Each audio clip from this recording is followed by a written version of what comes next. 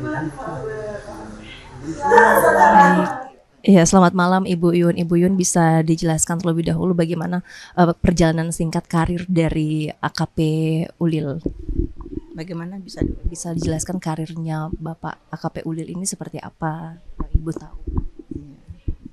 ya karirnya Ulil ya mulai dari Letda ya, kemudian dari Letda dia di Brimob pertama, kemudian eh, sampai menjadi Danki Boyolali, kemudian setelah itu ya menjadi eh, Kapolsek Banjarnegara Jawa Tengah. Kemudian setelah itu dia menjadi Kasat Reskrim Narkoba di Magelang. Kemudian setelah itu dia masuk di Polda Jawa Tengah. Dan di Polda ada berapa tahun sampai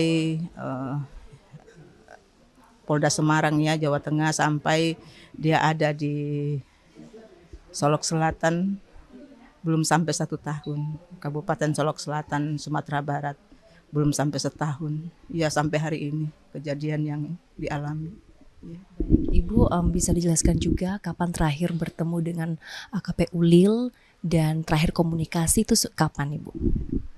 Kalau terakhir ketemu sama Ulil itu sekitar 1 bulan lebih yang lalu dia ke Makassar ya, dan itu pertemuan saya terakhir dengan Ulil. Dan kalau teleponan biasa ya, teleponan dia janji, dia bilang sama saya, mama saya enggak bisa dulu untuk hari Natal ya, nanti setelah Natal baru saya ke Makassar karena banyak tugas untuk pengamanan Natal seperti itu. Tapi untuk kami selalu ada video call ya dengan adik-adiknya, dengan ponakannya sering. Ya maka 2 hari yang lalu masih video call ya dengan kakaknya dan adiknya, kemudian ponakan-ponakannya dan saya sendiri. Jadi saya berpikir baik-baik saja, tidak ada pikiran yang tentang seperti ini yang terjadi ini gitu. Jadi ya itu terakhir 2 hari yang lalu kami video call seperti itu. Baik Ibu Yun, bisa digambarkan juga sosok AKP Ulil ini sosok yang seperti apa di mata keluarga? Anak saya itu kalau di rumah kan dipanggil Rian ya, bukan Ulil ya. Ya anak saya anak yang baik, yang sayang keluarga, yang selalu peduli dengan keluarga. Dan banyak orang yang ya mengatakan dia baik, anak yang baik. Seperti itu, tetangga-tetangga, ya teman-temannya ya merasa bahwa Rian orang yang baik. Tapi saya mengalami, saya sebagai ibunya, dia adalah orang yang peduli. Dia adalah anak yang peduli dengan keluarga. Bahkan peduli dengan banyak orang. Itu yang saya tahu anak saya. Ya.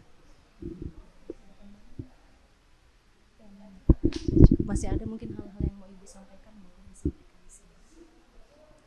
Ya saya sekarang kalau dibilang kehilangan, sangat kehilangan. Sesuatu yang saya tidak pernah bayangkan terjadi, tapi hari ini terjadi. Sebenarnya saya tidak sanggup menerima kenyataan yang ada. Tapi itu sudah terjadi dan saya harus terima. Meskipun secara manusia saya tidak bisa menerima dengan anak saya, dengan cara anak saya pergi, meninggalkan kami, meninggalkan saya ibunya, adik-adik kakaknya, keluarga omanya. Sangat banyak yang kehilangan dengan kepergiannya.